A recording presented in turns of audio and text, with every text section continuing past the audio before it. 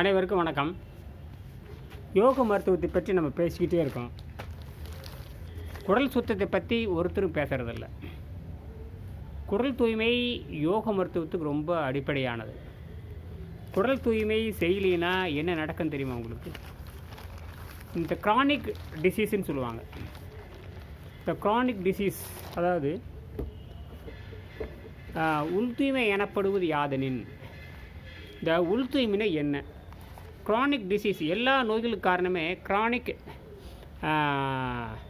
Constipation சொல்லுவாங்க. அது chronic constipation என்று சொன்னாலே நீண்ட காலமான அடைப்புன்னு பேர்.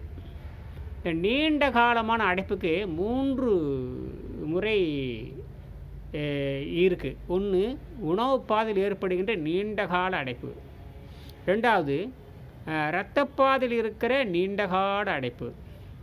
மூன்றாவது, நுரையீரல் சுவாச மண்டலத்தில் இருக்கிற நீண்டகால அடைப்பு. இந்த 3 அடைப்புகளும் இருந்துட்டாவே உங்கள் உடம்பு கடுமையான அமிலத்தன்மையாக மாறிவிடும். இதுவாக மாறிடும் கடுமை.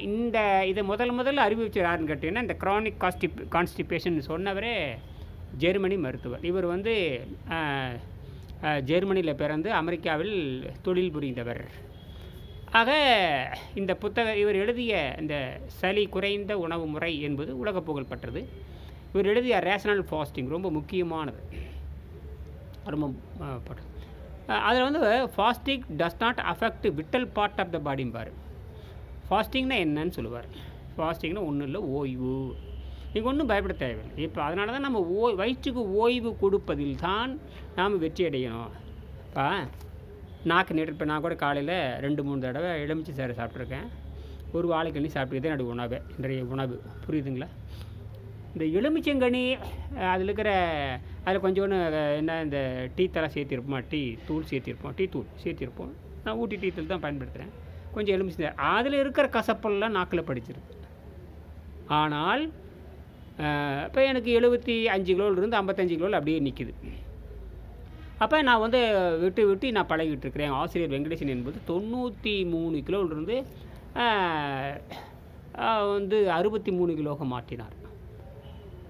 சொந்த ஆராய்ச்சி பண்ணார். உலகத்தில் சொந்த ஆராய்ச்சி பண்ணுறதுங்கிறது சாதாரண விஷயம் இல்லை. சொந்தமாக ஆராய்ச்சி பண்ணணும். அப்போ அவங்க தான் முடிவு பண்ணணும். ஆனால் இந்த உலக புகழ்பெற்ற நோபல் பரிசு பெற்ற விஞ்ஞானிகள் இவங்களே சொந்த உடல் ஆராய்ச்சி பண்ணுறதில்ல. சொந்த உடல் ஆராய்ச்சி பண்ணாமையே ஒரு தியரி மட்டும் சொல்லிட்டு போயிடுறது. தியரி மட்டும் உலகம் பூரா பேசிட்டு ஒரு 10 வருஷம் 5 வருஷம் பேசிட்டு உங்கள் உடம்பு அமிலத்தன்மையாக இருந்தால் நோய் வரும், உங்களை வயிற்றுக்கு ஓய்வு கொடுங்க, rational fasting, religious fasting, auto baggy, அப்புறம் எஃப்எம்டி ஃபாஸ்டிங் மிமிக்கிங் டயட். எஃப்எம்டின்னு ஒன்று இருக்குது அமெரிக்காவில். வால்டர் லோங்கோ என்பவர், அவர் புற்றுநோய் ஆராய்ச்சி எல்லாம் பண்ணியிருக்கார். அவரும் ஃபாஸ்டிங் இருக்கார்.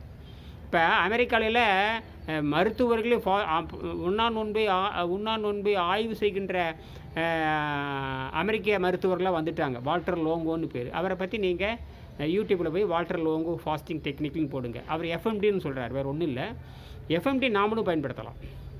ஏன்னா இதெல்லாம் ஏற்கனவே திருவள்ளுவர், திருமூலர், பதஞ்சலி இவங்கெல்லாம் மறைமுகமாக சொன்னதை நான் நேரடியாக சொல்கிறேன். எஃப்எம்டிங்கிற வேறு ஒன்றும் இல்லை, உணவல்லா உணவுன்னு பேர். அதாவது உணவு சாப்பிட்ட மாதிரியும் இருக்கணும், அந்த 3 வகையான கொடிய அடைப்புகளை நீக்கிற மாதிரி இருக்கணும்.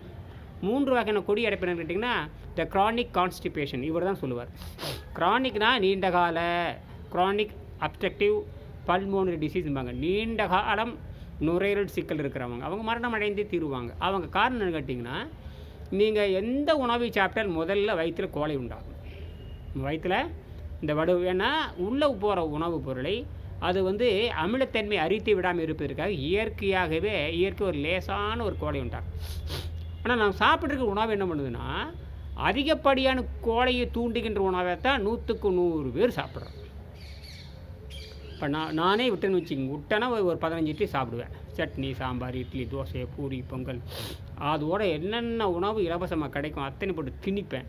அது என்ன பண்ணுன்னா கடுமையான கோழையாக மாறி, நீங்கள் வாந்தி எடுத்து பாருங்கள், அப்படி வள்ளுன்னு கோழையாக ஒரு பட்டுன்னு பயங்கர நாத்தமாக இருக்கும். அப்புறம் அழுக ஆரம்பிக்கும். சிறுநீர் அழுகி போய் அந்த இறப்பில் உண்டாகிற கோழையும் இறப்பில் உண்டாகிற அந்த புளிப்பு எல்லாம் சேர்ந்து நாற்றம் எடுத்து சிறுகுடலுக்கு போகும். அங்கே சிறுகுடலுக்கு போகின்ற பொழுது அங்கிருந்து கணையத்திலிருந்து வரக்கூடிய நீர், கல்லீரலிருந்து வரக்கூடிய நீர், மண்ணிலிருந்து வரக்கூடிய நீரெல்லாம் அங்கே வந்து சேரும். குறிப்பாக கல்லீரல் நீர், குறிப்பாக கணைய நீர். புரியுதுங்களா? இந்த பைல் டக்ட் அங்கே தான் வரும். இந்த பைல் டக்ட்னா பித்த நீர். நமக்கு பார்த்தீங்கன்னா கல்லீரல் பார்த்தீங்கன்னா பல பழம்னு தக்காளி பழம் மாதிரி இருக்கணும். புரியுதுங்களா?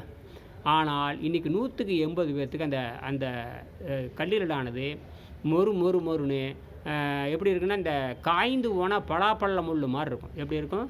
காய்ந்து போனால் பலாப்பழம். ஒரு பலாப்பழத்தை கீரல் போட்டு மேலே தொல்லியில் கீரல் போட்டுட்டு காய் விட்டோம்னா வெடித்த மாதிரியும் கிழிச்ச மாதிரி இருக்கும் முடியும். அந்த மாதிரி அதுக்கு பேர் சிரோசிஸ்ன்னு ஆங்கிலத்தில் சொல்கிறான். இந்த கல்லீரல் கருத்து போதல், கல்லீரல் மொட்டாக இருக்கிறதெல்லாம் அதான்.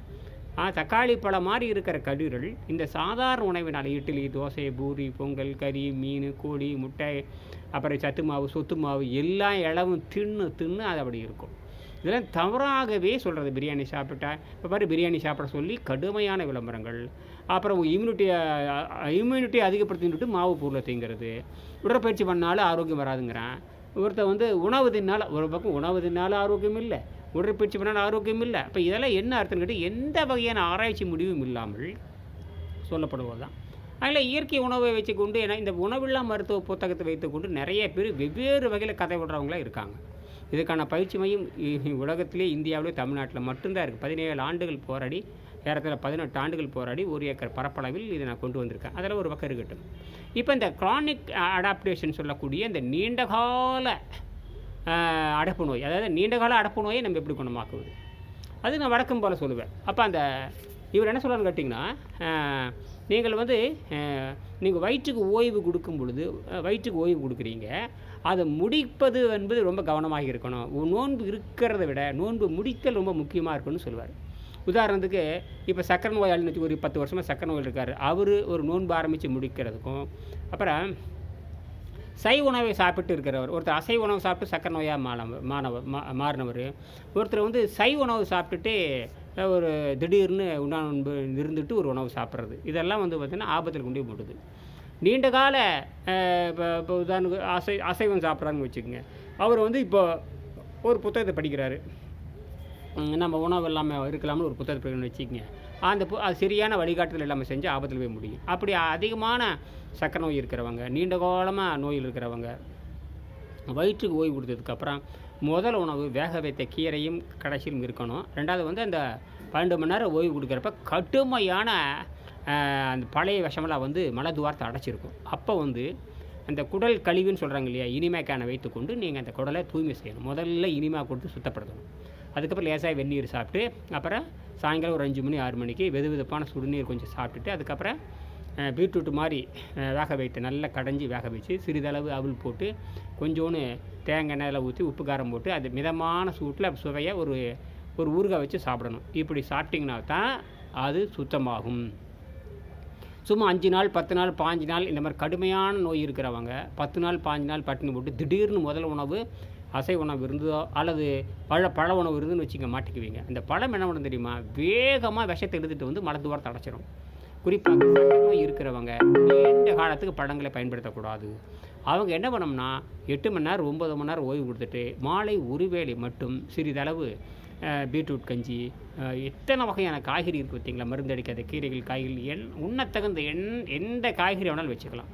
அதோட சுவைக்கு கொத்தமல்லி, கருவேப்பிலை இதெல்லாம் சேர்த்துக்கலாம், சிறிதளவு அவல் சேர்த்துக்கலாம். இதெல்லாம் சேர்த்துட்டு மனம்ங்கிற விபச்சாரியை ஏமாற்றணும், நாக்கை ஏமாற்றணும், உடம்பை காப்பாற்றணும். புரியுதுங்களா? அப்படி இருந்தால் தான் நீங்கள் அந்த நீண்டகால மலச்சிக்கல், சாதாரண விஷயம், மலச்சிக்கல் மட்டும் இல்லை, இப்போ இதய நோய் வருதுன்னு வச்சுங்க, அது என்னென்னு கேட்டிங்கன்னா அதுவும் உணவனுடைய எச்சம் தான், உணவனுடைய மலம்தான் இந்த கொழுப்பாக மாறுது. குறிப்பாக மாவுச்சத்து தான் நாக்கில் படியுது, குறிப்பாக மாவுச்சத்து தான் இதயில் படியுது, குறிப்பாக மாவுச்சத்து தான் கல்லீரலில் படியுது, குறிப்பாக மாவுச்சத்து தான் கணையத்தில் படியுது, குறிப்பாக மாவுச்சத்து தான் சிறுநீரகத்தில் படியுது. உள்ளே இருக்கிற உயிர் உறுப்புகள் அத்தனையிலையும் படிவது பூரா நாம் சாப்பிட்ற இந்த மாவுச்சத்து தான். இந்த மாவுச்சத்து தான் கொழுப்பாக மாறி பல நோய்களுக்கு காரணமாக அமைகிறது.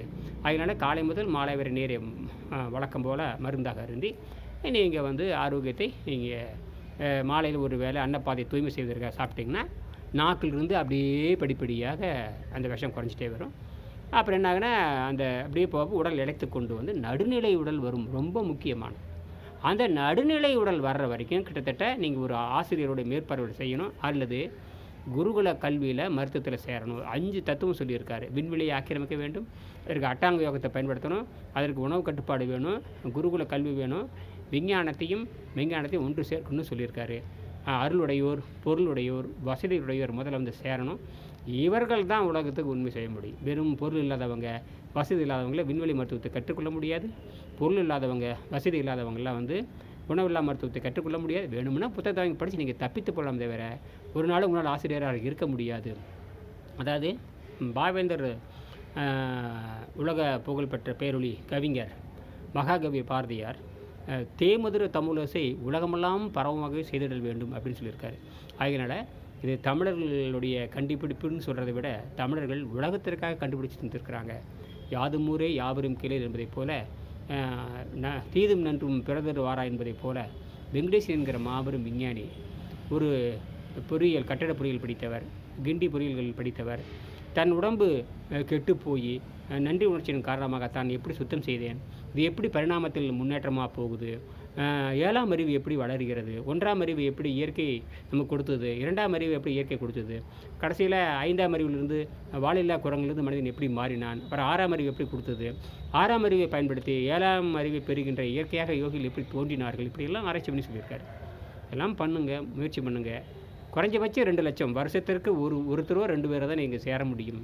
இவங்கெல்லாம் கற்றுட்டு போய் நீங்கள் அறவழியில் பொருளிட்டு முயற்சி பண்ணுங்கள். வசதி வாய்ப்புறவங்க சேருங்க. இல்லாட்டினா யாரும் ஒன்றுமே செய்ய முடியாது. ஏன்னா உள்ளூர் மக்கள் ஆதரிக்க வேணும், அரசாங்கம் ஆதரிக்க வேணும். வசதி வாய்ப்பு இருக்கிறவங்க அறங்காவலர்கள் போல் இருந்து இந்த மருத்துவத்தை ஆதரித்தா மட்டும்தான் இது இலவசமாக சொல்லி தர முடியும். அது வரைக்கும் தற்காலிக எதுவும் செய்ய முடியாது. கடுமையான விதிகள், இயற்கை விதிகளை போடாமல், மனதை அடக்காமல், மனதை வந்து ஒருத்தர் மேற்பார்வை செய்யாமல் நீங்கள் எதையுமே தெரிந்து கொள்ள முடியாது. நன்றி, வணக்கம்.